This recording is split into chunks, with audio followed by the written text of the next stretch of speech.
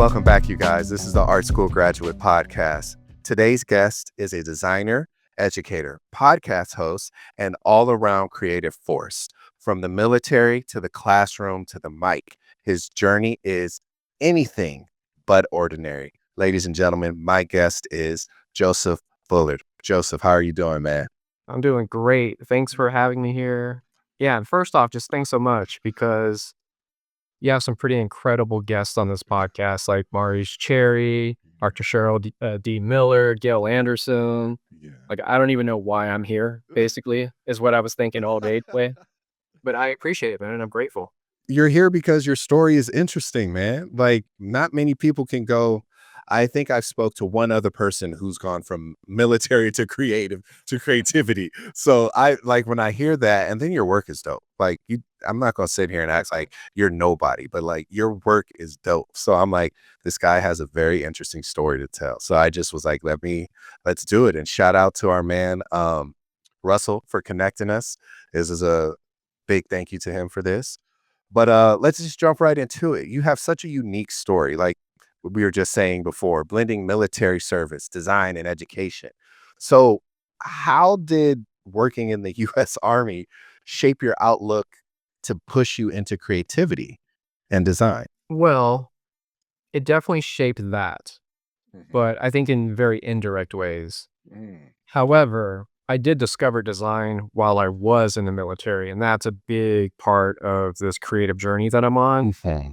was finding it through being in the military. And I found it while I was downrange. I was deployed in Iraq for 15 months and just literally in Baghdad, and came across like a cracked version of Photoshop. I'm in that club of people who are old enough to need to acquire a product key, Yeah. and it was for CS2, like the entire creative suite. And I stumbled across that, and I think I had heard of Photoshop. Mhm. So I started playing around with it. And I had a friend, I'm originally from Texas and grew up in Austin and around Austin. So music is a huge part of my life and my years as a teenager. But friend that needed a music flyer, like a concert show flyer. And I was like, Yeah. "Oh, I can do this," and I was creative as a kid to, Yeah. a certain extent. But I would say that's how the military has shaped outlook on creativity and design, was simply because I discovered design through my time in the military. I think most of all, it shaped how I talk to people, Mm. especially people in positions of authority. Okay. And that translates into this industry very well. Mhm. And I teach, I'm an educator just like you. So it translates there as well. Mhm. But I think it's had more of an impact in that world, how you can talk to people, how you can do that effectively, and just around communication altogether. Mhm. So, like people skills, it really helped that part of Yeah. design, which everybody seems to forget. That's kind of like important. Yeah, it's very important. Like reading and writing is going to take you extremely far in design. And I feel like many that are up and coming, they kind of lose that because they're so hyper fixated on, oh, I got to make it look good. I got to make it look fancy. If it looks good, they'll say yes. And it's like 9 times out of 10, they're just going to read your little brief and say, oh, okay, let's give this guy X amount of dollars to do this job. I don't know, did I mention leadership? I think that's another big area where the military has influenced my outlook on things, is that it shaped the way I view leaders and leadership. Mm. And I make a big for me personally, there's a big difference between a manager and a leader. Okay. And Break that down for us. I think it plays out in the corporate world all the time, where you have Mm. people who may be unqualified. I used to work at Dell, like the computer company Dell, and there's a lot of people that just get by for 15, 20 years, Mm. and it's, like, really hard to get fired from Dell. Not anymore with all, like, the tech layoffs and stuff, Yeah. but back when I was there, it was really hard to get fired from a place like Dell. Like, you had to really try to do a shitty job to get fired, and then even then, they'd be like, "Hey, we're gonna move you to this other team." Like, it's almost like they were scared to fire people. Oh my But what God. happens at a place as big as Dell is you have people that have been there for like 10, 12, 15, 20 years that are Yeah. just phoning it in, right? They're just checking boxes. And there are people in leadership roles who are not leaders. They're hardly even managers. They're Mhm. definitely not the people that you're going to follow, like Right. to the end of the road. So it really shaped the way I view leadership in those ways because I was around both good, great, and bad leaders in the military. Mhm. So let's take a step into like entering the design world for you. Like you just shared, everybody started off with that cracked version of CS2. I did the same thing. I've shared this before. I think I met this guy at a KFC and we just put it on the computer. He put the code, the 16-digit code in, and I was up and running. And he said, just don't connect it to the internet so they won't find out. So let's looking back at your early like design experiences. Like, what was your time like at Mark English Design? And how did that help you with like building your foundation as a creative? I'd say that was the first place I worked after school. It was like I had just graduated, and then a week later, I was interviewing with Mark English, a very small studio, but a big name in Austin at the time. Mhm. He was the founder of the AIGA Austin chapter. He founded a design conference called Design Ranch, which still exists to this day. So this is like the mid 90s. He's originally from like the Boston area, but had he came to Texas and settled in Austin, doing great work. I knew of him as a student. So I just took a shot in the dark. A week after I graduated, I applied for a position. Wasn't really expecting to be called in, but he did. Interviewed with him. And then like that weekend, I was working on something for the University of Texas and like throwing out logo ideas and working on real work. Mhm. And it was fascinating to work with him because he's the type of person that always has something cooking. Yeah. Like he always has something up his sleeve and he's super thoughtful. Everything in his life has like this, he connects the dots between everything across his entire life. Right. And he's studied like petroglyphs and he's been in the deserts of Morocco. He's been all over the world. So he's a very cultured person. And I think most of all, how it affected me in those early years was that it just showed me how to be thoughtful. Mm. And I think I was always a thoughtful person to begin with, but seeing the way his thought process worked influenced the way my brain was working at the time. And I started to cue in and sort of tune in to how I can connect dots in my own life or connect dots between client work and personal work, or even between two clients, really anything under the sun. But I did it through our conversations. So the conversations we had there in his studio, and then when we would go and just sort of interact with people in the creative community in Austin, which is very strong, super talented, and very competitive. He gave me a chance to meet people that I wanted to meet because he sort of had a hand in creativity, for me from every direction. Yeah. So I think most of all, I learned how to be more thoughtful just by our conversations or from those. And he also shared student work. So he's a design educator. He's taught for many, many, many years at places like SCAD and the Art Academy. And he would have students send him physical pieces to like the studio, and I would unbox them and unpackage them and get to see the work firsthand. And at the time, you know, I went to a community college, Right.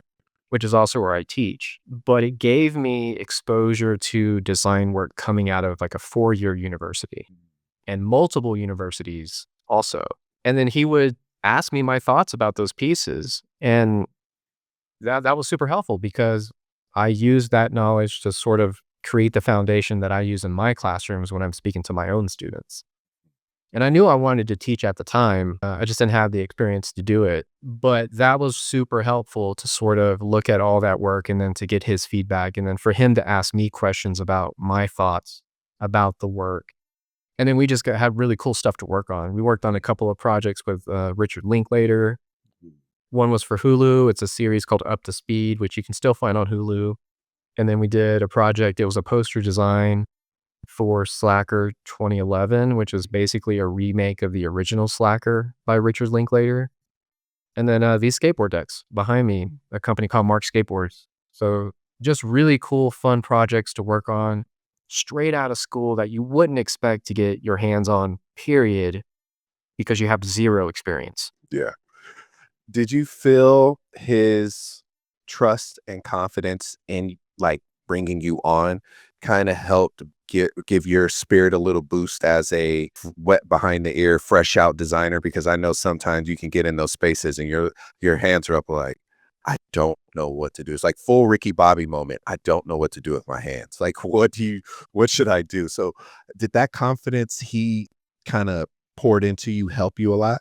I think so. I think I might have been a little overconfident as like a fresh graduate. And I got put in my place really quickly because I mentioned like that first weekend, he sent me home with like a 5-inch binder.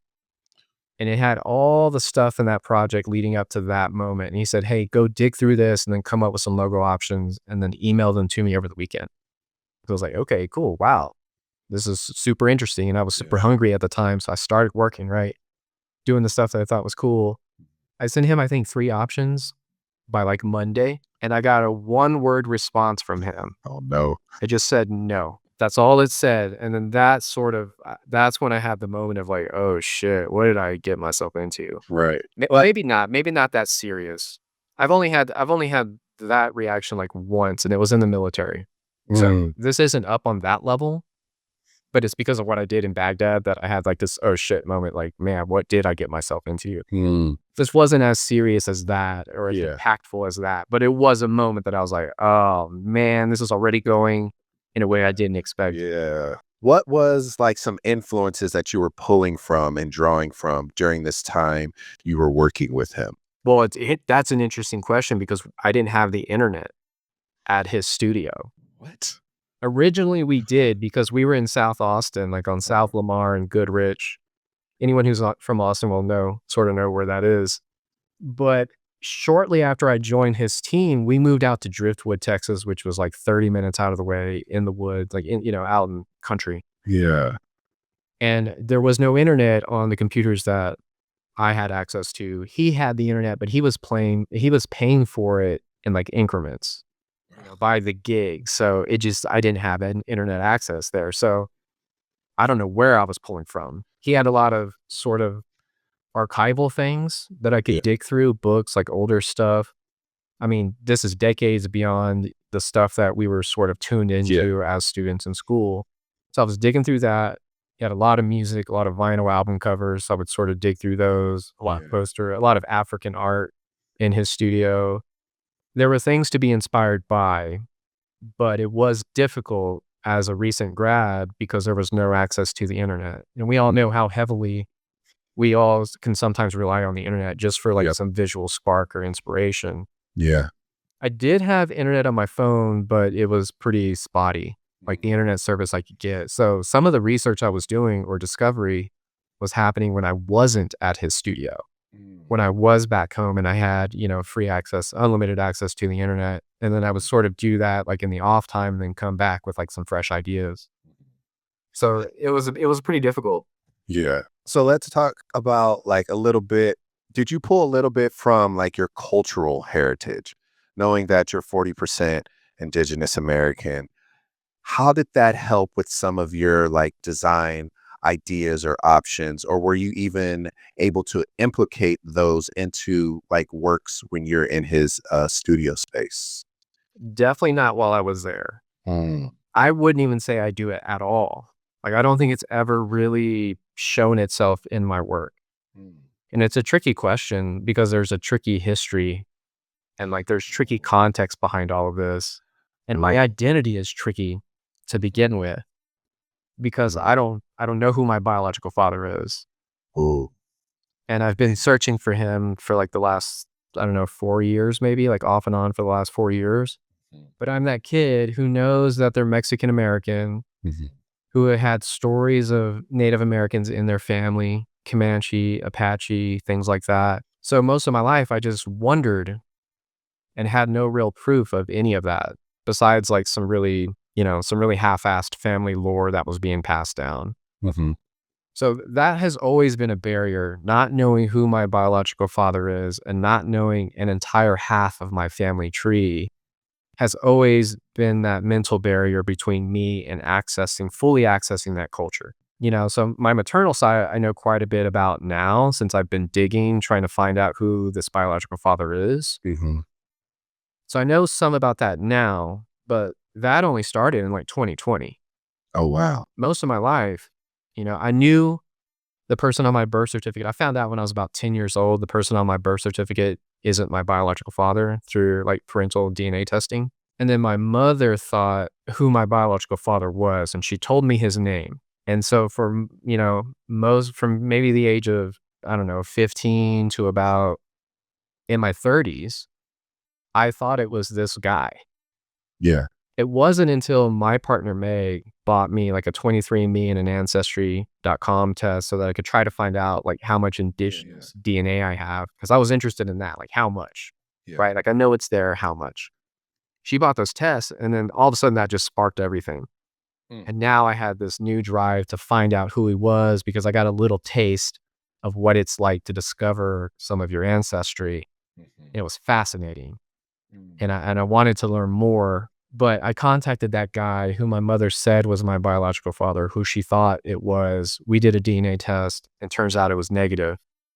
So that sort of undid everything of like the past 15 years. And I was like sort of starting back at square one. And I'm sort of still there. Like we built a lot of family trees, where we've targeted some second cousins and first cousins and built out their family trees to find a way to connect it to mine.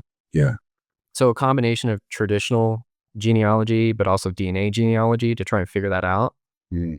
But to sort of, close out my response, that's always been a barrier for me because I'm that kid that doesn't know how to identify, which Mm. is also fascinating because, I claim to be able to help people visually identify themselves. Mm. But there's always this thought in the back of my mind of how the hell can I specialize in identity design when I don't even know who the hell I am, or half of Yeah. who I am.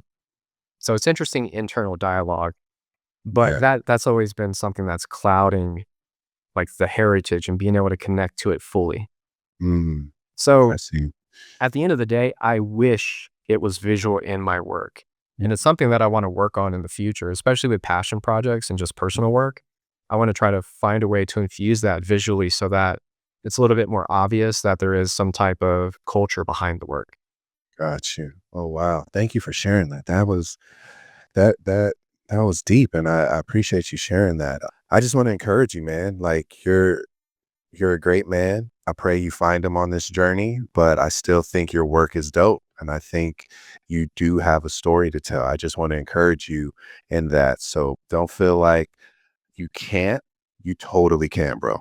You're totally in the space where you can help affirm any and every design you do because you have the tactical skills. Don't let it be because of some other clouded judgment. I just want to encourage you, man.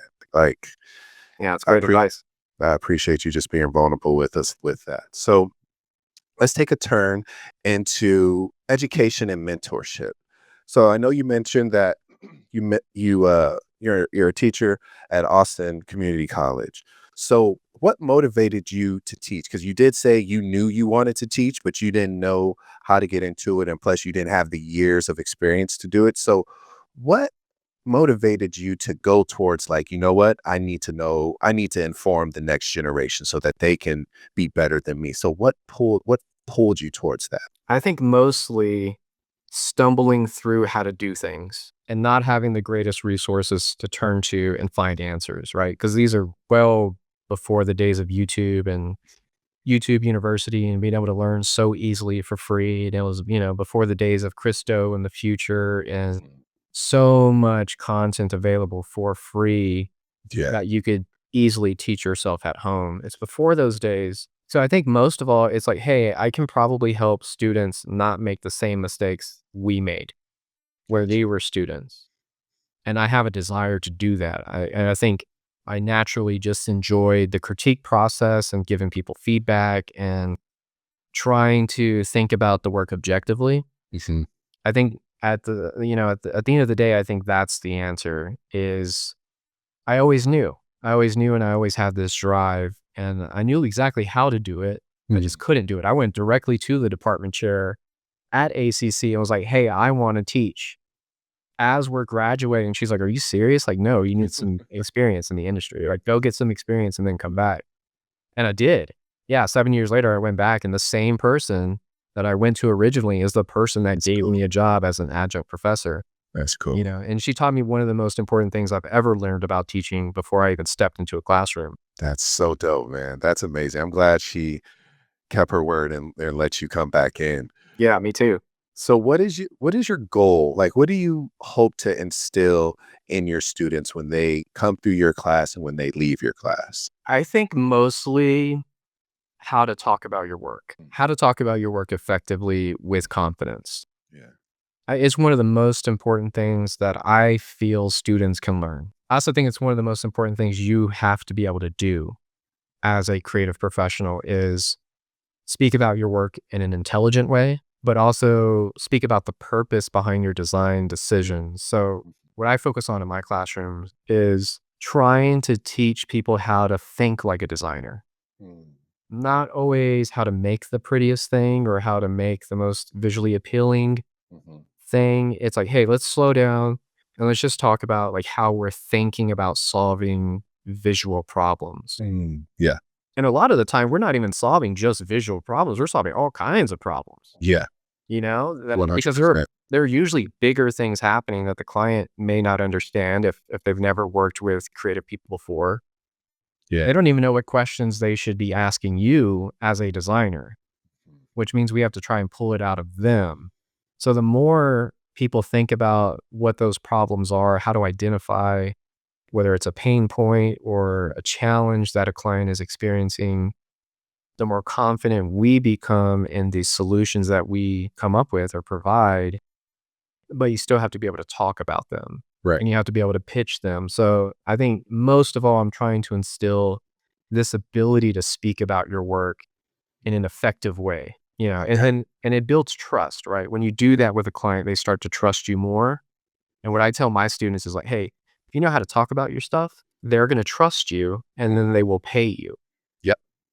Sort of what it 'Cause kind of boils down to. yeah, because if they can't trust you, they're not gonna write you a check for whatever you're asking. You know, they're gonna be a lot more hesitant to do it than Yeah. they might be. So have you seen like what are some of the most like rewarding lessons or transformations you've seen in the classroom done by students? I teach a course called typography. It's like a type 101 class. I teach a second one that's like a type 2 class. But in that first class, I feel like most students have this moment in their like academic career Mhm. where you discover typography in a way that literally makes you see the world differently because you're looking at the space between letter forms now. You're looking at balance. You're looking at hierarchy. You're looking at things you never ever considered, you know, line measure, the amount of leading, you know, just whether or not text is readable. It all starts to jump out at you so quickly. And it's that aha moment. Mhm. You could sometimes you see it happen. You visually see it taking place on someone's face in your classroom, or they kind of verbalize that aha moment, Mhm. or they share it in like the feedback at the end of the semester. But Yeah. it changes the way you look at the world literally. Mhm. You become a whole lot more judgy of everything, you know, like Yeah. busted ass letter spacing on, you know, highway signage and stuff like that. Looking at menus, like, why do you have Exactly. why is what am I don't even know what I'm reading. Yeah, and we all go through that phase where Mhm. we can't turn it off, and it's Mhm. not until you have enough years of experience that you can start to set that stuff aside and just, like, enjoy being alive or being in a nice restaurant even though the menu's busted. Yeah. It takes a while to get to that point because you have to go through that phase of analyzing and, you know, critiquing everything. But I think that's the moment that it's really impactful for me as an instructor because I felt that. I Yeah. remember what it felt like to go through that moment and then to never look at the world the same way again. And then to add on to that, I think it's just the transformation that some students have from the beginning of the semester to the end in just like 16 weeks. You know, it can be pretty mind blowing. And you see the confidence, you hear the confidence changing, you see the work getting visually better. Yeah. Then That's you dope. also hear them talking like they're a real designer, right? Yeah. You start to hear that transformation. And I think those little things are where, like, teaching is the most rewarding. Yeah, no, I totally agree. That first walking in, like, man, I don't want to do this. And then when they finish, like, so I'm thinking I might want to continue. Like that's those are those moments that I think it's like you got the talent, you got the skill set for it. Now you just got to go out and execute it. So You know what? yeah. I have one more small thing to add. Go for it. that I just sort of thought of, but it's really rewarding for me is when you realize that students in your classroom have like you've gained their trust. Yeah. I think that you don't connect with everybody in the same way, but there's Right. always a couple of people that you really connect with and they really pay attention to what you're Mhm. saying and Yeah. they believe it. They feel the passion come Yeah. from you and the way you Yep. teach it. And then it starts to like, and then from that point forward, you've gained their trust and they listen to everything you said, right? And they Yeah. start to experiment with some of your suggestions and things like that. So that is also very, very rewarding for me. And you can tell they're starting to believe you by the questions they ask. It's not so do I do it like this? It's more of, how do I do it like this? I've been doing it this way. Is there another way? Because this is what I'm doing. Oh, there isn't. Like those type of conversations start to happen. And you're like, you just look at them like, oh, you getting it. Oh, you're getting it. So yeah, Yeah. I have a couple of students like that too. I appreciate that. And it kind of is a relief for you, kind of as a Mhm. teacher, as an instructor, because you're just like, okay, I got at least out of my whole class, I got two. I'll take those two. Exactly. Yeah. Like I'm not going to teach anybody else less than I would teach those two, Right. but it's a different level of connection. Now I can start to drive them harder. I can start Yeah. to push them further and say, hey, you've given me a signal that you're understanding Yeah. what I'm giving you. Mhm. Now let's see how far I can push it to make you as good as we possibly can. Yeah. Keep you thinking more like a designer and less like, well, give me the direction so I can get the Yeah. grade at the end of the semester. Tell me I'm doing it right so I know I'm gonna get an A. Yeah. Yeah. So let's stay in this pocket real quick. I did mention that you're a podcaster yourself. So you host the Student of Design podcast. Let's start from the origin. How did you get inspired to launch this show? And what do you hope for your listeners to get from each episode? Well, the inspiration definitely comes from my time as a student. And specifically around that time, I was graduating and I was like trying to be an instructor with zero experience. It's right around that time, getting pretty close to taking the portfolio class. Throwback to a previous episode, Russell was in my portfolio class. So we went to school together.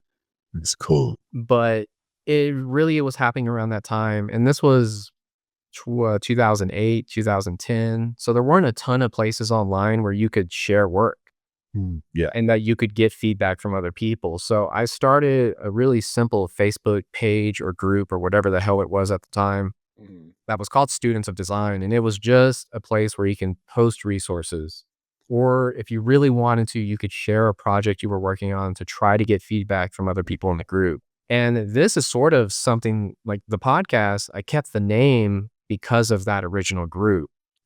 And it was 14 years in between that. But it was always in the back of my mind that I wanted to somehow do something else with this thought Mhm. at some point in the future.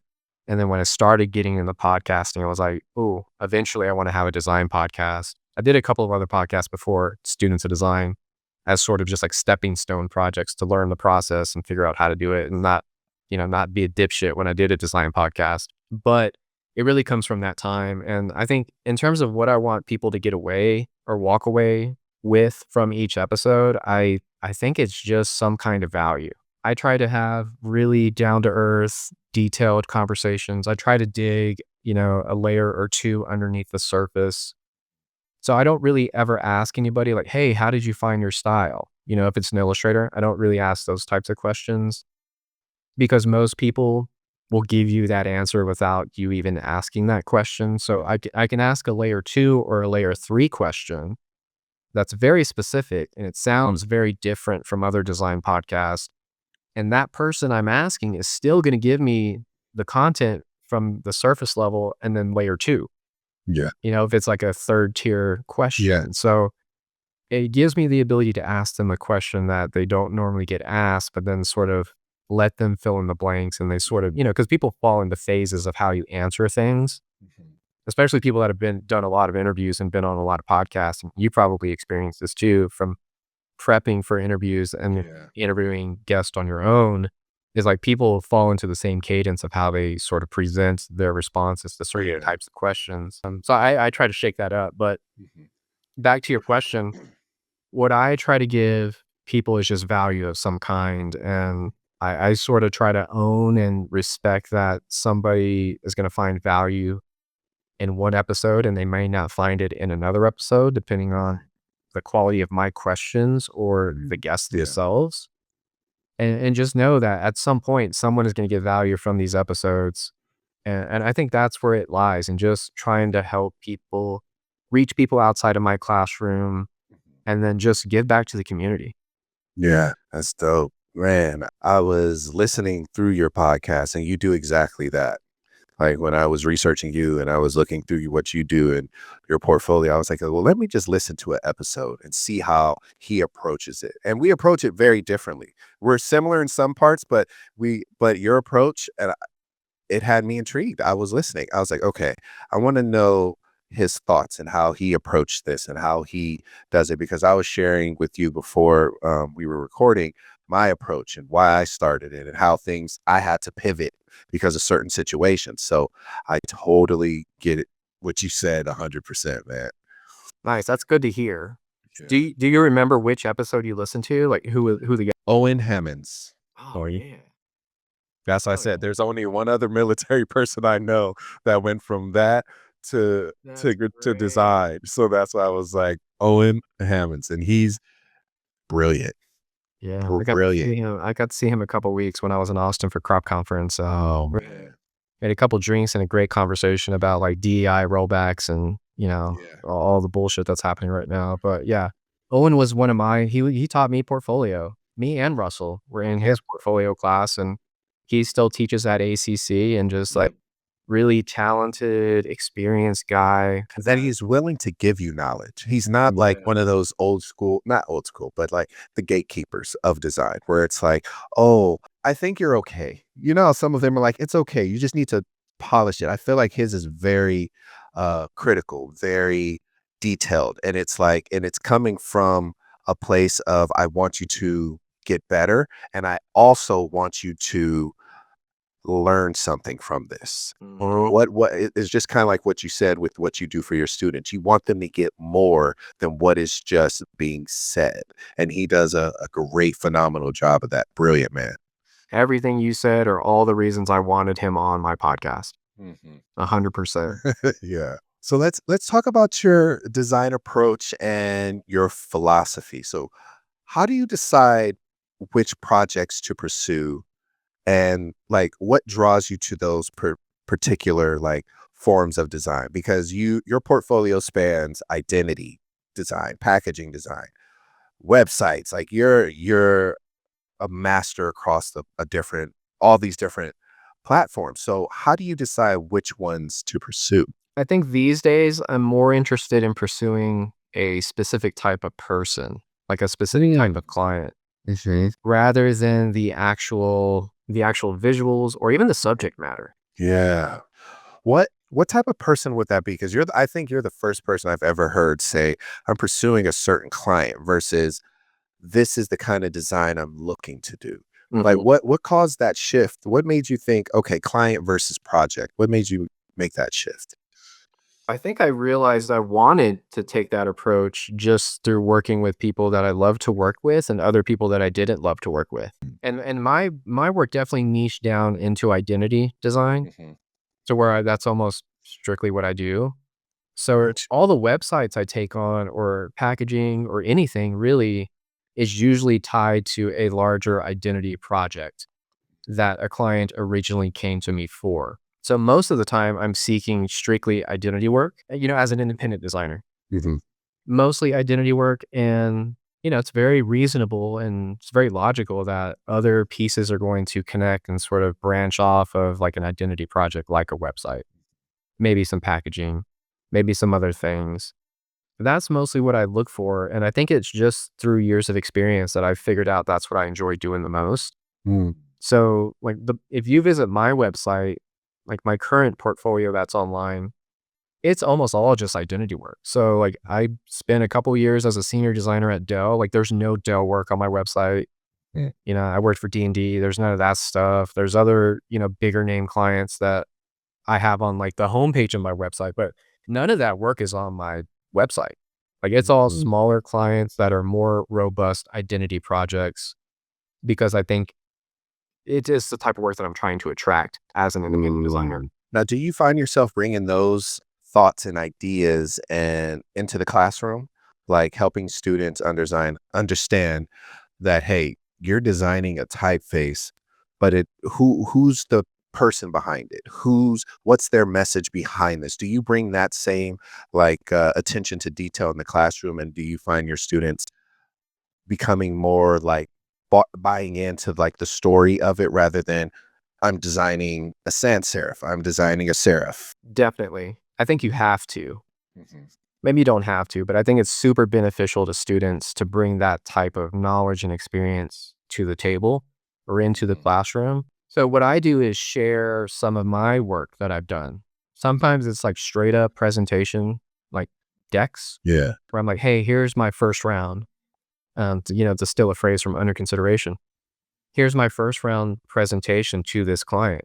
And here are the three concepts I showed. This is exactly the PDF I shared with them. And then I'll go slide by slide and sort of give them some insight into how and what I said during these individual pages or during these slides.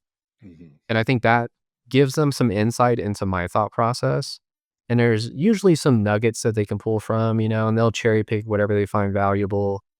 But I do think it's helpful to just share what you've done as an adjunct professor because it can have an impact on them as a student. And I sort of live and teach by this rule that you never truly understand how you're going to make an impact on someone's day or someone's life because most of the time people don't tell you the type of impact you make on them.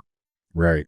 And the people that do are the very few people that let you into that information. There's always going to be more. And you just don't know how you're going to affect someone by your approach or what you say or how you say it. Yeah, no, totally, 100%. And I think that's very brilliant on your part to share with your students like, hey, this is how you do it professionally. This is what gets accepted in the real world.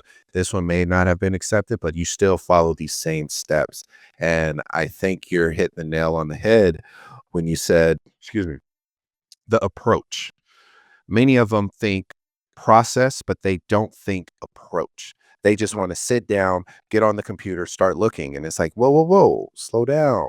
That approach is going to be super critical because that'll determine how much time you spend on the computer.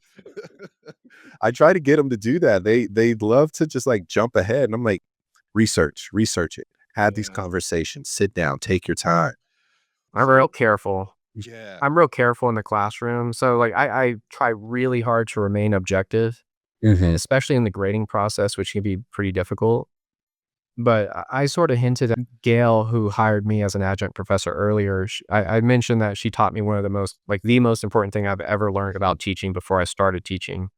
She told me that it's all about the students. It's not about you. Right. And it was exactly what I needed to hear before I ever taught anybody Mm. at ACC was, oh yeah, okay.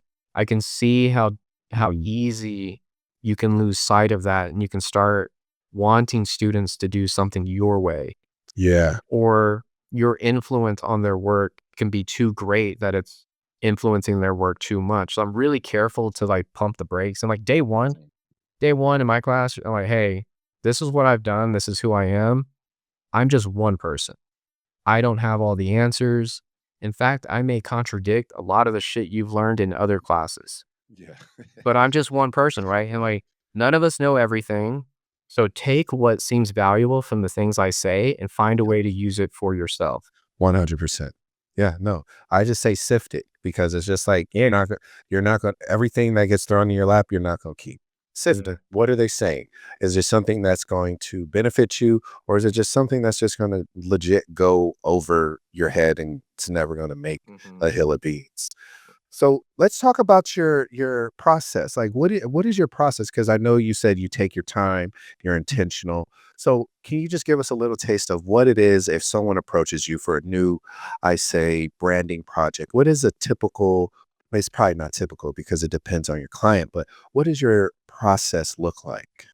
Well, I'll talk about the things that I don't think change from Mhm. client to client. Like they're sort of foundational to who I am and who I choose to work with. And I think this is sort of tagging on to a question from earlier about how do you find how do you start to focus in on the type of client and person Yeah. versus the type of work? Mhm. This for me is where it happens because I will never work with someone new without either a face-to-face sit down Mhm. or a Zoom call. Like, that's more likely now since, we all got 2020'd and I don't live in Texas anymore and I still have a lot of clients in Texas. Mhm. But I will never work with someone new without some kind of face-to-face interaction or doing something virtually because that's where I make all of my reads Mm. about whether or not this is a person I want to work with. And I'm obviously looking for red flags in that initial conversation. If money comes up too soon and they're just kind of focused on like what it costs, and I'm like, okay, that's a red flag. Let's keep this Mhm. going. And then if I get red flags, I'll start to pressure those red flags a little bit and maybe tease a question to maybe make it a bigger red flag or Yeah. find out if that red flag is actually a red flag. I can't do that unless I meet with somebody on a call of some kind or sit down with somebody. Mhm. Like I need that in my process to make that determination of whether or not Yeah. this is a good fit. And that's how I do it. So that's essential to my process. And then typography is a big part of my output Mhm. and the exploration. So if I'm working on an identity and working on logo options or logo directions, I always solve for typography first or make an attempt to solve for type first, especially as a word mark or a logo type. I try to identify what that secondary typeface is going to be, like what the more neutral typeface will be, and then start to build around that. And that's pretty essential to my process. And it means Mhm. that a lot of my solutions end up being like typographically heavily Yeah. driven at the same time. When you find yourself approached by these different like companies and brands, do you really look at their mission and values? Does that help in deciding when you're having these conversations? It depends on the size. Okay. If it's someone like Figma, yeah, I'm gonna go look at that corporate jargon and try to get a better sense because I can use those words and phrases to my advantage and sort of like flip them back at Figma and say, hey, here's what I'm trying to do, right? Like you're on a mission to make design accessible. Mhm. Okay, I can, there's some alignment with my personal goals and values. If it's someone smaller than that, like I just worked with a lawyer out of Denver recently, Mhm. identity package, we did a website, logo, business card, letterhead, stationery, that kind of stuff. Much smaller. So there's Mhm. less of like an aspirational vision there. Mm. So with that client, because they're so different and the size of them is very different, we don't really need to dig into that mission because there's almost less of a mission there Gotcha. with that Gotcha. particular client. So it really depends on how much of a feel I get for how important that is to them.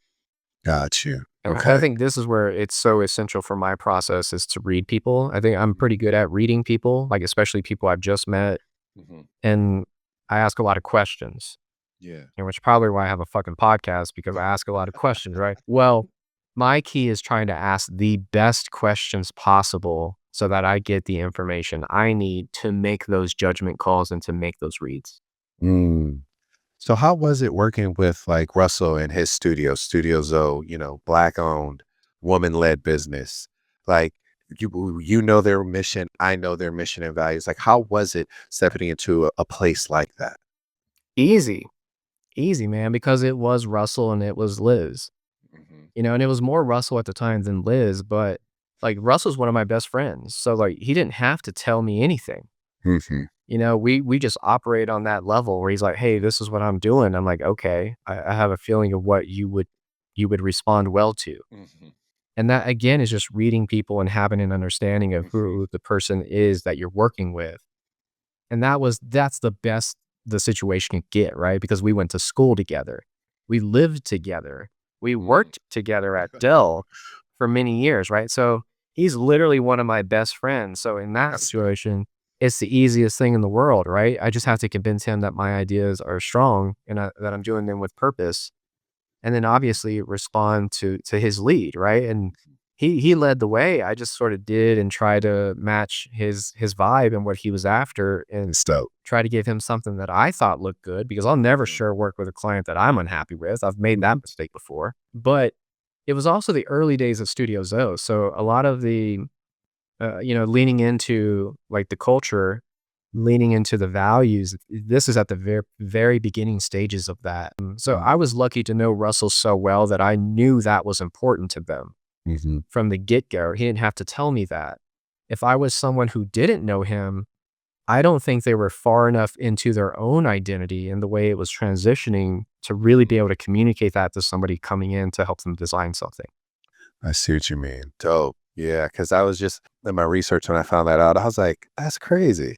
He worked for him. And now hearing this, I'm like, makes sense. Like, that's always good to have somebody. Like, I have a good friend. Shout out to my brother Chris. We lived together. I knew nothing of photography. And he was like, yo, I think you should get into photography. And so that kind of led me into this journey of photography, and I fell in love with street photography. And then next thing you know, I was able to get like an adjunct position teaching photography. And I was just like, dope. Like it was just kind of like having those aha moments with those close creative friends who just get it and they kind of push you. So that's dope. I'm glad you guys were able to connect and work on things like that. So I'm curious though. You've worked on a range of clients. I'm talking about the New Yorker, Dungeons and Dragons. Forgive me, Horse Creek Resort. Like how? Like how do you just range? How do you show that range? Because it's like you're moving so much from, like you said, from small to huge corporate identities. So it's like, how do you tailor your design process to such varied audience? Because the New Yorker is not Dungeon and Dragon. So how do you so how do you tailor those? Like, how do you do that? Like, what is your process for making sure the clients are getting exactly what they need from you? This is a great question. It's interesting because this isn't something I think about on a regular basis, Yeah. to try and like codify what that process is and sort of lay it out all on the table. I think most of the time it's just me reacting in the best way I possibly can.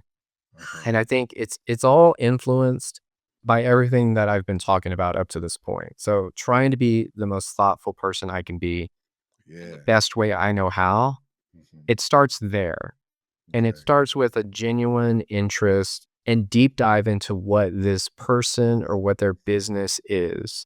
Right. So it's doing all that upfront work that will eventually put me in the zone of Mhm. working in this. And I don't think there's a lot of style. Like there's not a lot of range in my style. Mm. It's all very clean. It's all very typographic. I appreciate you saying it's good because sometimes I think my story is like more interesting than my work is, and I like both. Yeah. I like both, but there's not a lot of varying styles Mm. in my portfolio. So understanding who that client is to the best of my ability, I think is essential for me because when they're very different clients, Mhm. most of the time it's going to put you in that lane immediately, right? And Yeah. that's a good example, like the New Yorker versus D&D. Yeah. Very, very different. So immediately, if I'm doing something for the New Yorker, Yeah. I'm not thinking like D&D. I'm not thinking about dragons and shit. Yeah. Like I'm not doing any of this kind of stuff. Like Yeah. it's on my shirt. I'm already in that lane from the Mhm. get go because I understand the expectations. I understand their visual identity. Mhm. So that's a part of it too. Just being able to appreciate what they have in place, analyzing it for yourself, sort of breaking it down, trying to, do things like identify the typeface and paying attention to the colors and whether or not there's a illustration or photography and what the styles are that guide those two things. Yeah. So once you spend a little bit of time just exploring that, Yeah. now have an understanding of what's going to fit within that visual identity. So you're not even Yeah. trying to be fucking Superman and a hero and Right. try to do some really technical beer label design illustrations and stuff like that. Like if you're already in the lane, then like the expectations are sort of set. And Yeah. then ask some fucking questions, right? If Yep. you don't know, if you need clarification, ask them. Ask them. Ask the person hiring you. Ask for their visual guidelines, or Mhm. style guide or whatever, and then fucking read them you know? Don't just get it and then look for, the logo download link and stuff like that. Like, pay attention to what you're reading so that, you don't look, Stupid. yeah, you don't look ignorant. Sure. So let's bring it back one time to your podcast. It's a few questions I had because when I was going through it and listening to it, a few of them stuck out to me. Um, let's talk with let's touch the topic of design pricing. That's usually never spoke of widely. You had a great episode with Matt Thompson talking about this topic. What insights did you pull from this conversation? Most of all, it was just confirmation and validation of everything I Yeah. thought. Not only with his experience and the way that he approaches pricing. Obviously, when I asked him questions about pricing, I already had a good idea of what he does Uh-huh. because he had all that stuff on his website. And I really appreciated that he was transparent with that information and Yeah, loved it because, as you said, a lot of people don't talk about pricing enough. it's You know, taboo. yeah, there's gatekeeping, or you're blurring out the invoice number. Yeah. And so, like, in my class, I mentioned sharing, like, presentation decks with my students. I'll share the invoices too. Mm. Not only say, "Hey, here's a layout for an invoice," and I'm really careful to, you know, as I mentioned earlier, I'm really careful to say, "This is one way to do it." Mm. This is how I've treated these situations in my career and what I'm currently doing, and, hey, Mhm. here's how I lay it out. Here are the numbers. Yeah. I know those are interesting to you as a Yeah. student. That's all they care about. How much Exactly. are you getting paid? Yeah, it's the hardest part, right? It's the part we all struggle to figure out, Mhm. and that's a big these are all big reasons for the reason my podcast exists, because Mhm. there are the same questions that pop up from students semester after semester after semester. Mhm. So my podcast is really about trying to answer those most commonly asked questions and then dig a little bit deeper, or just answer some of them. Yeah. But going back to your question, the most interesting thing about that conversation was what happened after. I got an email from Mark English, who we talked about earlier and who I've Yeah. worked with for 2 years. And he sent me a long story. And I mentioned, like, Mark is always has something up his sleeve, and he has, like, stories for days. He's old enough to be my father, so he's like, he has old stories, Yeah. a lot of them, a lot of them. And he emailed me a story about someone that told him a story about a client that they had worked with for a long time. They Mhm. worked with this client so often that they didn't even send invoices anymore to, like, get approval on prices and stuff. Oh, wow. It was like a very long-term relationship. Yeah. But one time, this person's client called them and said, "Hey, I want to call and talk about the price." It was the first time it had ever happened between these two people. Mhm. So the designer was like, okay. They hopped on a call, they talked it through, and the actual price never even came up in their conversation with each other. Hmm. But at the end of that conversation, the client was like, okay, I understand. Okay, yeah, sounds good. It wasn't until after that conversation that the designer realized they had added an extra digit. They added an extra zero on the cost. And Oh my the goodness. client was willing to pay it after that conversation. But remember, it never came up in the conversation. Right. It wasn't until after that he realized, oh shit, I added an extra zero. That must have been why the client was calling me, and then corrected it. He corrected it with the client and said, hey, my fault. Like, I didn't mean to do that. This is actually the actual price. Well, the client says, okay, I'll pay you the actual price you want, not the price I was going to pay you with an extra digit. And I think it went from like $10,000, adding a digit on that, right? Oh, wow. We like probably broke Yeah, the six figure threshold with the price. definitely. Yeah. So the client pays the price that the designer actually wanted to price it at. But the reason the designer told Mark English, who's then feeding the story to me after my episode with Matt Thompson, the reason the designer told Mark was because most of the time we don't realize how valuable our work is and how much money people are actually willing to pay for it. And sometimes it can be a lot more money than we think or expect. Yeah. And that's what happened in this situation. So Mark was sending me all of this feedback through email after he listened to that interview, basically saying, that's what I just heard on your podcast was you Yeah. two talking about prices and you're very clearly undervaluing yourself. So Mm. that was like the impact after the fact of that conversation. I was like, Wow. damn it, man. So we always have these constant reminders that we're not Yeah. charging enough.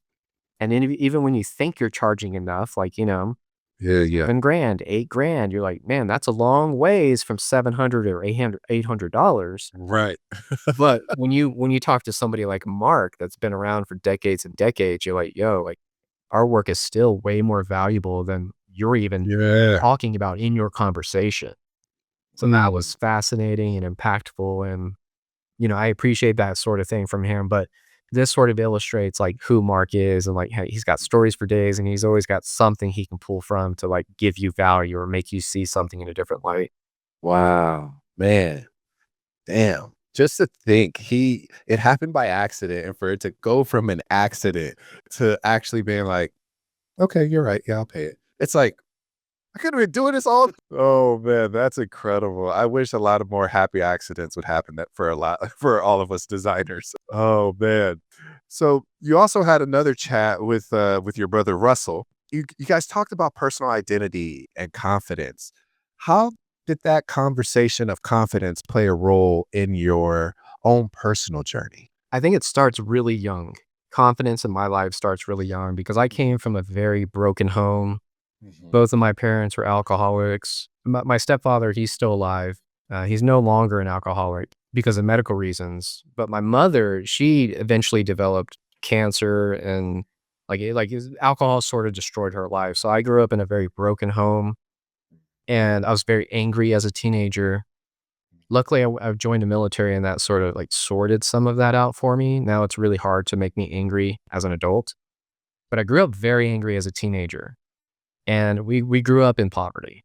Like we grew up in a mobile home in a trailer park and, grew up like wearing clothes from Walmart and like people knowing at school what I was wearing and not having a very extensive wardrobe. So I'm repeating the same things very often. And when you're in high school, like student, Yeah. friends and like the social Brutal. world, like people pick up on that and like people know. Brutal. So it led me to believe that once I was able to work, like at 16, this is a weird like tangent, but the very first day I started working as a 16-year-old was September 11th, 2001. Was my first day on the job God. working at McDonald's as a teenager. Oh my goodness. The afternoon after the Twin Towers fell. Oh my Anyway, that's a goodness. weird sort of like side tangent, Yeah. because we all remember That's crazy. war at that Oh, time and stuff. absolutely. Absolutely. But so growing up from nothing makes you worry about what you are going to have, and it makes you more grateful for the little bit of things that you do have. This is why a lot of people hoard because they don't have much. So they're afraid to like part with things. But I knew that once I hit 16, I was on my own and all the money I had, I was going to have to make for myself. I would never be able to rely on my parents. And the situation after that point was like, I supported my parents for many, many, many years, like after I was an adult, making money for myself and stuff like that. So, so financial literacy was never a thing I grew up with. In a lot of ways, it made me okay with money because when you don't have money, you know how to use the little bit that you have. Right. But it also instilled a lot of confidence. My mother, she was very confident in me. She would let me be out. She trusted me. She had a lot of trust in me. And I appreciated that much more as an adult. Looking back and connecting the dots, I'm like, man, that's where my independence and confidence comes from, is from the trust that my mother had in me when I was a teenager. And so she let me be out and just said, hey, be careful. And then I had all this weight on my shoulder of like, man, she really trusts me. I better not mess this up. Right. And so a lot of my confidence comes from those years. And then I went to the military and not to flex too hard, but I was very good at being a soldier. Mhm. It came very naturally and easily, and discipline wasn't an issue, even though I grew up in a pretty broken home. I Yeah. fell right into it and I succeeded very quickly. Mm. And that only helped my confidence grow because I was doing something that I was good at, just kind of naturally. And all of this comes around full circle to everything I've said about leadership, and Mhm. like being able to talk to people in positions of authority and people that Yes. rank you and do that with professional tact.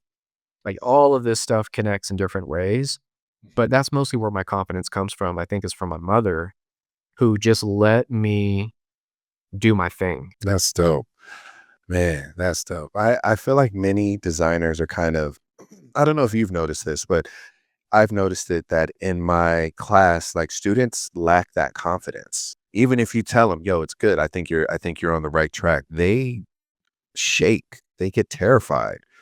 So I think I've, there should be a course called confidence in graphic design. There should definitely be a course for that because I That'd be feel like great.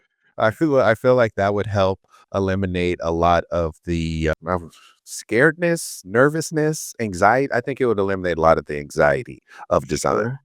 I think for sure that there should be a class somewhere for that. Yeah. Let me ask you, did you think Russell was a confident person? Like when you met him and like whatever conversation you had with him? Yeah, Yeah, he comes we across as being confident. 100%. And he's conversational. His energy is not like his energy is very, Yeah, yeah. hey, how y'all doing? It's the Good, opposite. man. Let me tell you about this. Oh, you're doing that? Let me help you with that. Like he's very open and willing to share. And he's matter of fact, but in the most nicest way. Mhm. Like he shared with me like a conversation about what he had with a client that he had to say, you know what, this isn't going to work for us, but hey, I can shoot you to somebody else that can Mhm. definitely help you.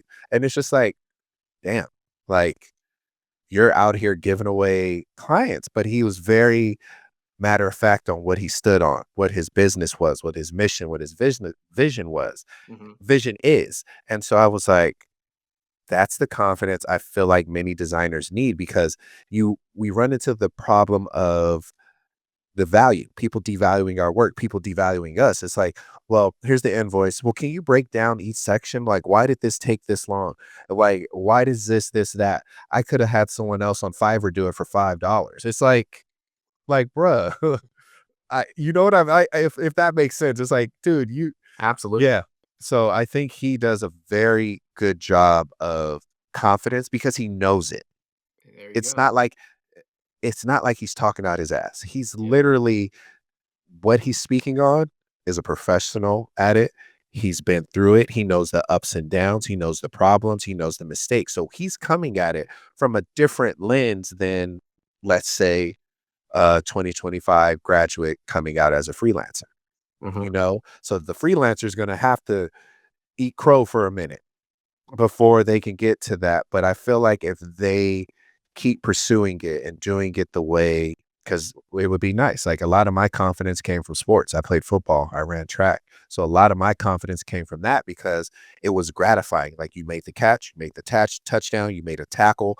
Oh, you juked him out of his shoes, you stiff, like you felt it. So you kind of walk with kind of a different air about you. So I totally get how the military helped you build that confidence because sports helped me build my confidence. But I feel like not everybody's going to come from those rough and rugged backgrounds like we do Mm. and have it. So I think we have, I wish there was a way to find a course or Yeah. writing material on like how to build confidence in it because I feel like if that happened, a lot of people wouldn't be burnt out by Mhm. 35, 40. I'm glad you touched on that at the end because the whole reason I even asked you if you thought Russell was confident is because he's been through adversity. Yes. And I consider myself to be a person that's been through some adversity. Oh, you. But yeah, there's adversity in Russell's story. Like he had a child very young who has special needs and, things going on with his father and, he's mixed race like I am. Yep. Like we've both been through adversity and I think we're both confident people in different ways. And, there's a lot of crossover and similarities, but we have like a lot. We also have a lot in common Yeah. in our lives, even though, we're different ages and things like that. Yeah, no, but totally. He shared that with us when in our conversation, and he even said he's had to take some losses even in business. Oh yeah. Even though he's the head honcho, he's had to make some business decisions, you know, that could have cost, but on the back end it worked out fine.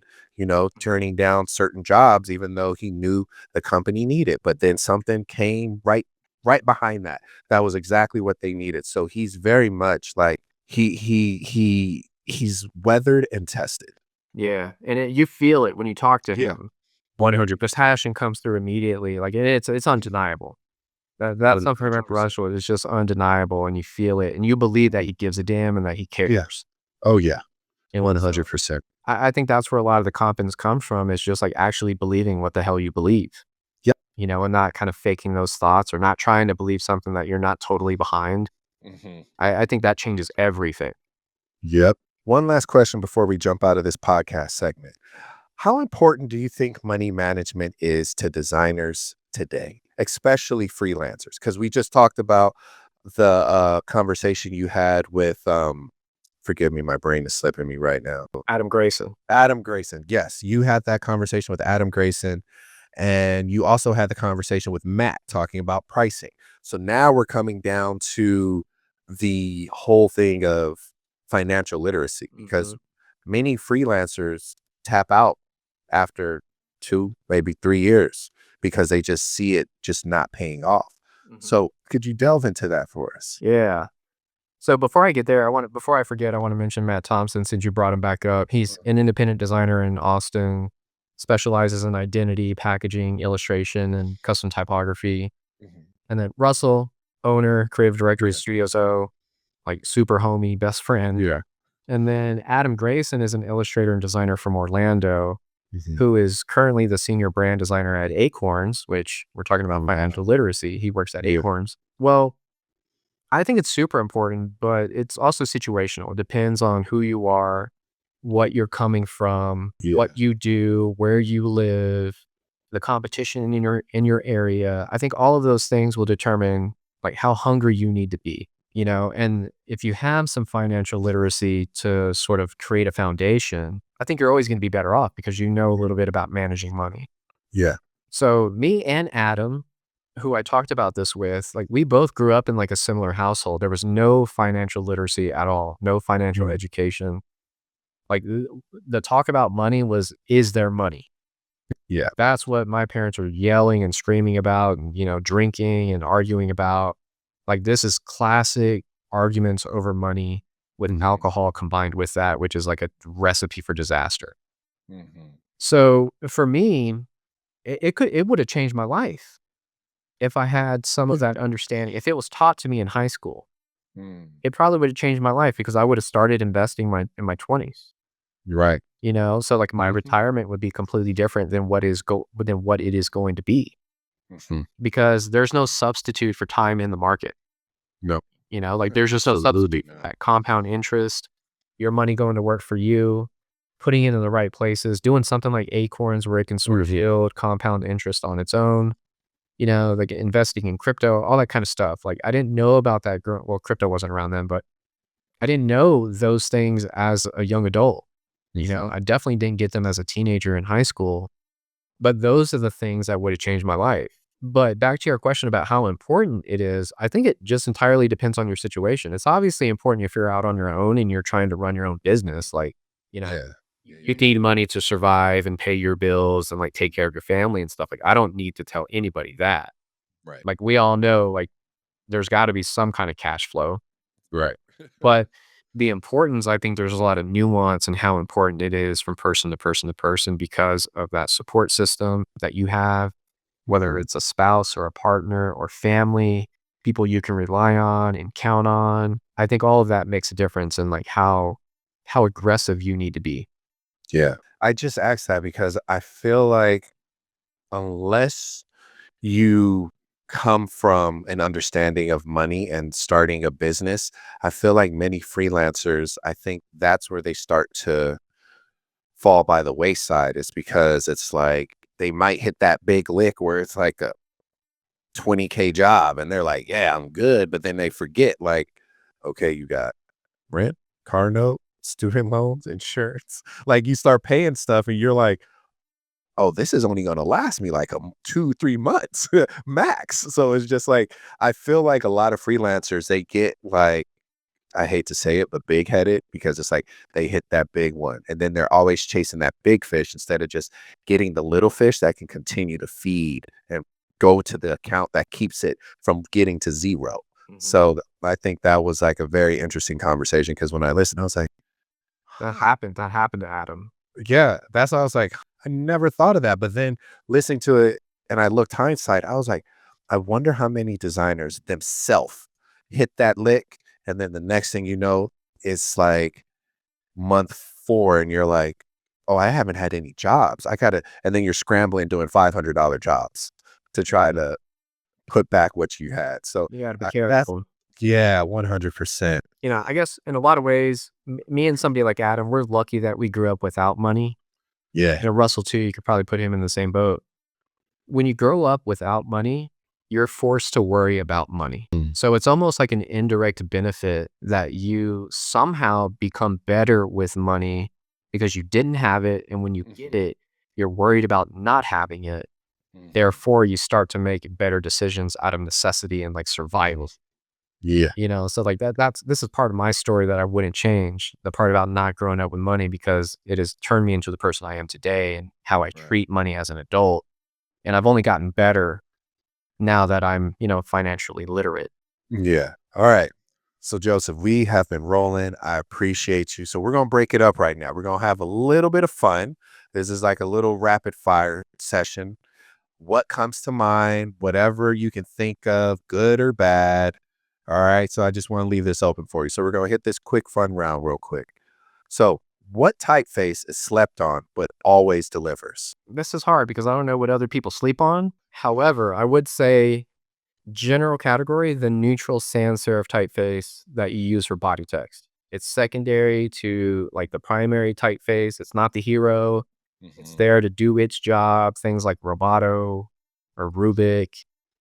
If we wanted to dig a little deeper, I'd say Clarendon to give a little love to Ooh. like the slab serif community. Yeah. No, and Clarendon's from the 1800s, man. So like students don't even know about Clarendon these Yeah. days. They're like Helvetica. Yeah. Like, no, that's not it. Yeah, we're going 100 Hard years yeah.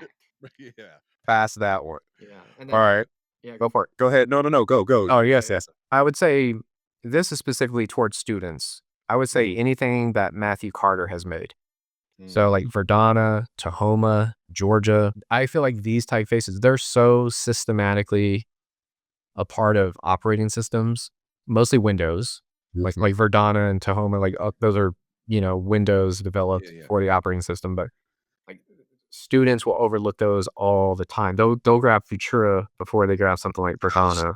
That's what I was going to say to you. I was like, you're the first person that hasn't said Futura. Everybody loves Futura. Man, And I I can't think it's stand just Futura in the classroom. really I what? try to steer my students away from it. Uh-huh. It's one of the classic typefaces in my typography course. Right. We deal with 15 different typefaces, and that's one of the typefaces they can use. Uh-huh. And it's fine in that classroom. But outside of that, I'm like, hey, like, stop relying on Futura. Like, find something that's similar, like Neutroface or Mhm. something that's sort of Got you. Verlag, something that speaks some of the same language, but it's not the same thing that everybody else is using. Yeah. But Matthew Carter, I think, gets overlooked, and he's so instrumental, and like he's done so much for the typographic world. And I feel like those typefaces, because they're so ingrained in like Mhm. shipping with an operating system, that they always Yeah. get overlooked. Yeah. Okay. What's it what design book changed how you see the world? I don't think any design book has changed how I see the world. Mm. Mm. I have an answer, but I don't. I'm thinking of an answer, but I don't think it's changed the way I view the world. Like a book that has changed the way I view the world is 1984 by George Orwell. Like Mm. that's maybe my favorite book of all time, and there's no better time to read that than in this world right now. Mhm. But like that's a book that could change the way I look at the world. I don't think Mm. there's any design book that ever has, but what has gotten close is a book called Designing with Type, which is the book that I had as a student in typography and then became the book I taught my typography classes with. That's So crazy. I talked about the aha moment that Yeah. happens in that typography class. That book was a big part of that. And I remember the details and the nuance of, letter forms and just the intricate details of typography and learning it from that book. So that really contributed to my aha moment, Mhm. but then also contributes to the aha moments of my students. So in terms of That's dope. design books, that's probably the closest. Uh-huh. And maybe one other I would throw in is a book it's from Rockport, the Mhm. publisher. It's called 30 Essential Typefaces for a Lifetime. Mhm. and it's 15 serif typefaces and 15 sans serif typefaces. Mm. It's basically, showing you a type specimen and telling you what these typefaces were designed for in their day, Mhm. what you could use them for, and what they're meant to be used for. And the book is not really anything.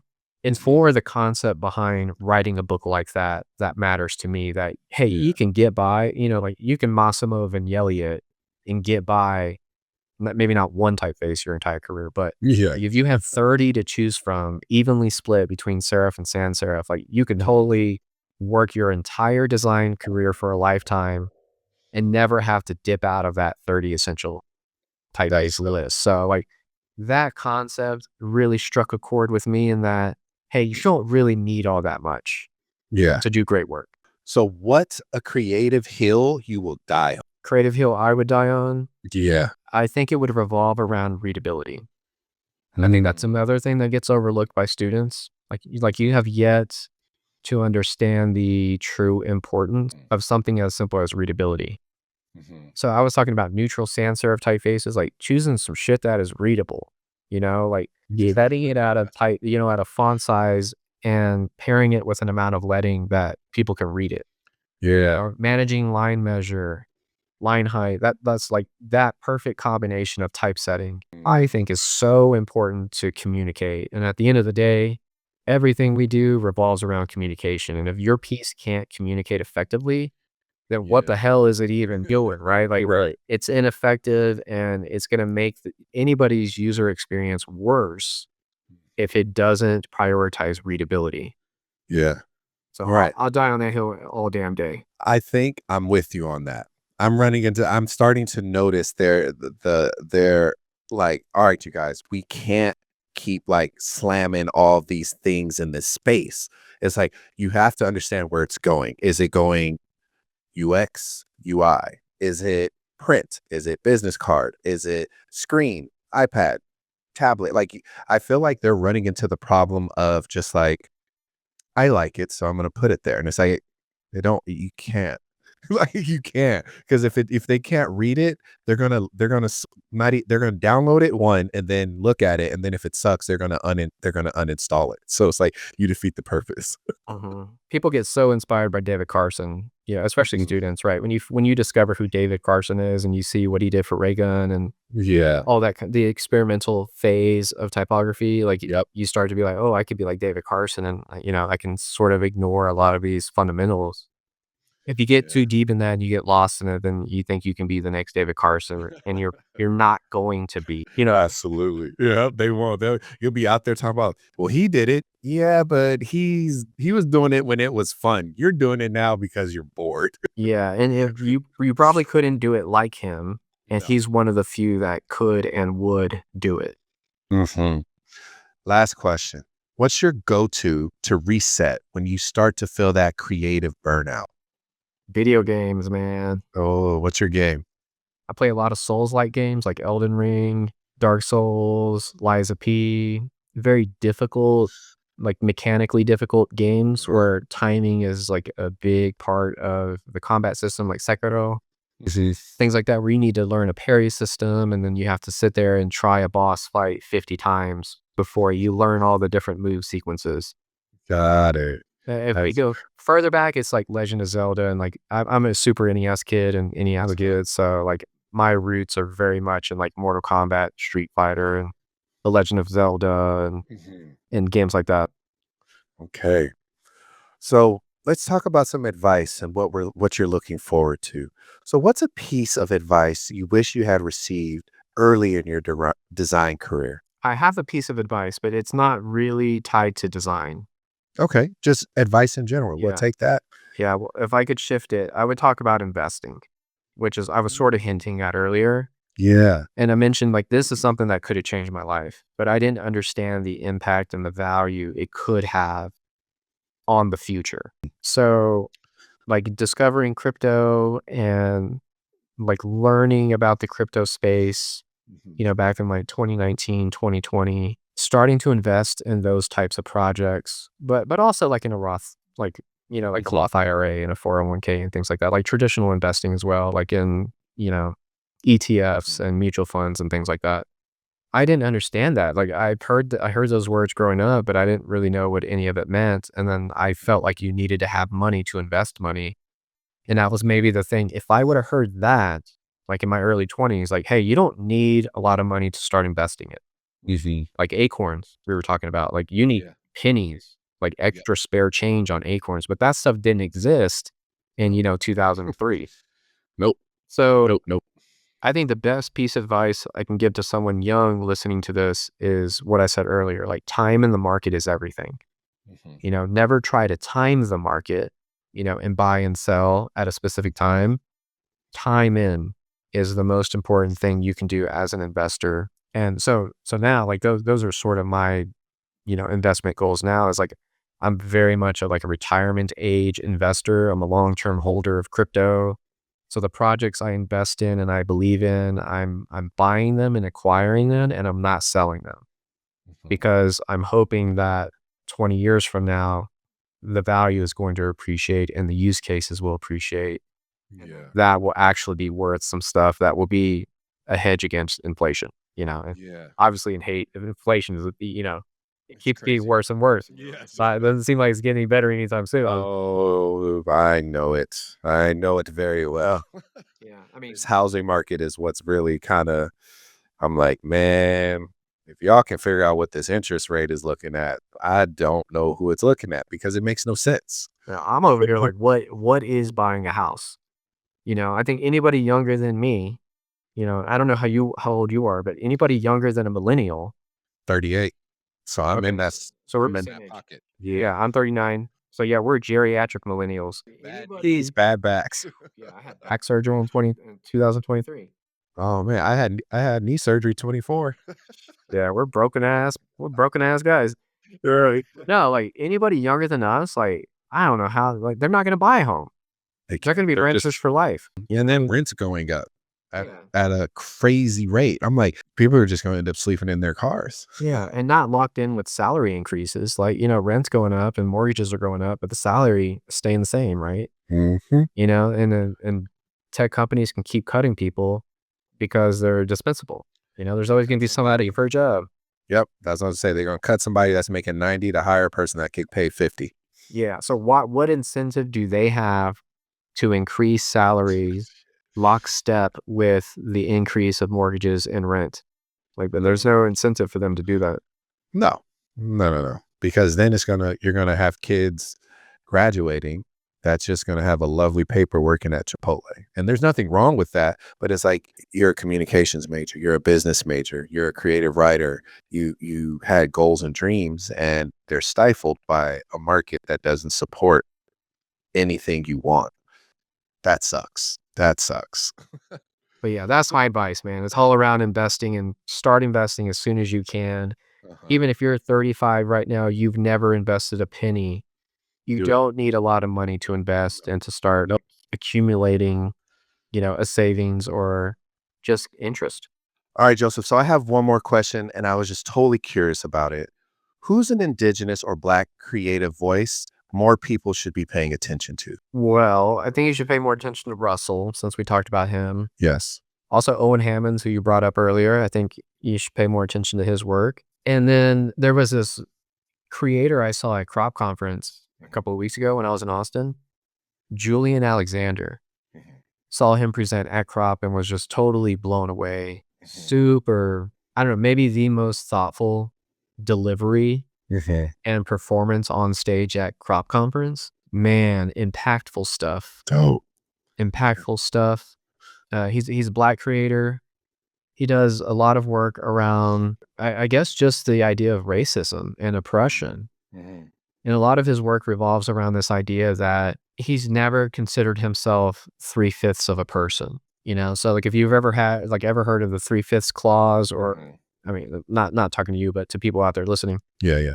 anyone that ever heard of the 3/5 compromise, like in high school, like he has this saying that really struck a chord with me and like was super impactful. So he has some products on his site that say that he's he's never been 3/5, that he's always been 5/5. And so when I heard him like deliver that, and not only is the work amazing, but Yeah.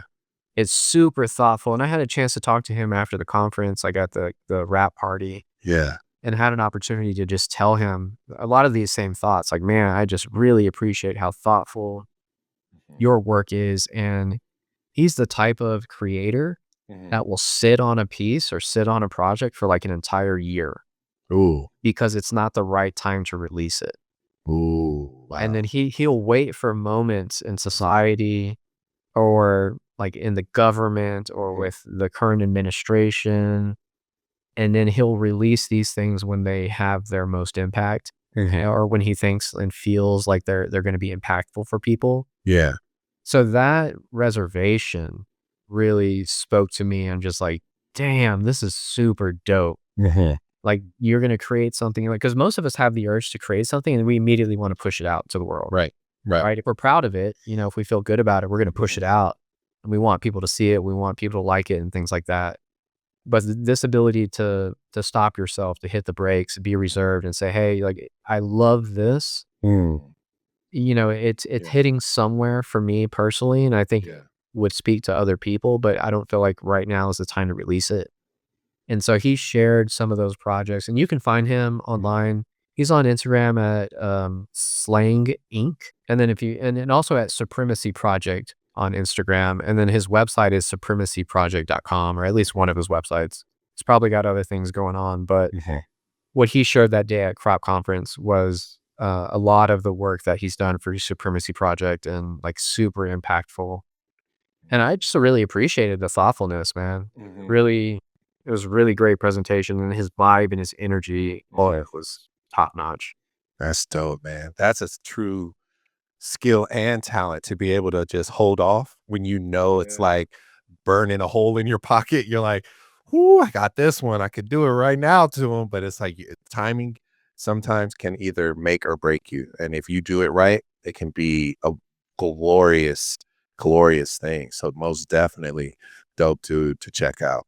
Yeah, and we talked about confidence earlier, so Yeah. he seemed like a very confident person, and you need a certain level of confidence to be like, "Man, I made this thing, but Mhm. nobody needs to see it right now." Right. Man, This is big. trending into, like, artist, Yeah. versus designer and doing Mhm. things that are commercialized. Yeah. Yeah. So, Yeah. like, Yeah. you have to have some confidence to be like, "This shit I think is dope. It meets my own personal standard. It makes me feel good. I like the work, That's but I'm dope. confident enough to hold it back." Yeah. Yeah. Right. Yeah. Yeah. Or the opposite, right? Or you're scared to release it. Like that's the opposite end of, the gamut there. Mhm. But he completely came across as someone who's like, "Yeah, you're doing some kickback Yeah, shit." yeah, yeah, yeah. And even if no one else believes it, you believe it and it makes you happy and like you feel like it's impactful and doing what you set out to Yep. do. So that's where you find your confidence, is in those feelings. Yeah, dope. Yeah, Dope, that's a dope must. shit, yeah. Yeah, that's a must. Yep, exactly that. So, Joseph, what's next for you? Where can people find you? What's going on with you? Well, next, I'm transitioning away from teaching and back into working full time. Okay. So, like, I just submitted my first application, like, a couple of nights ago for like a Mhm. new full time position. Well, congrats on that. Let's pray that you get that, man. That'll be Yeah. amazing. Send all the prayers this way. Yeah, we'll see how this goes because I know it's not easy out there right now for anybody looking Mhm. for work. But yeah, so that's the short term, Okay. and that's how I would define success right now for me, is like just Mhm. getting a fucking job, right? A job that I feel like isn't a piece of shit. That's what I'm focused on. In terms of where you can find me, you can 100% please give my podcast a try. It's called Yeah. Students of Design. You can find it anywhere. I think if you like this conversation, that's a good, sort of read on what the conversations could be like. But my podcast, it's the opposite. I'm talking 20% of the time and my guest is talking 80% of the time. Yeah. On Instagram, you can find me at Joseph Bullard. You can find me on LinkedIn. I'm sort of like playing around with LinkedIn and trying to like Mhm. level up that game. I Yeah. enjoy it, but it has its pros and cons, just like with Yeah. other platforms. But there, and then my website is just josephbullard.com. Those are the Mhm. easiest places to find me. Yes. So, you guys, check out his podcast. And we would like to say thank you so much to listening to this Art School Graduate podcast. My name is Justin Robinson. I have the talented, the multifaceted Joseph Bullard with us. And we'll catch y'all next time. Peace.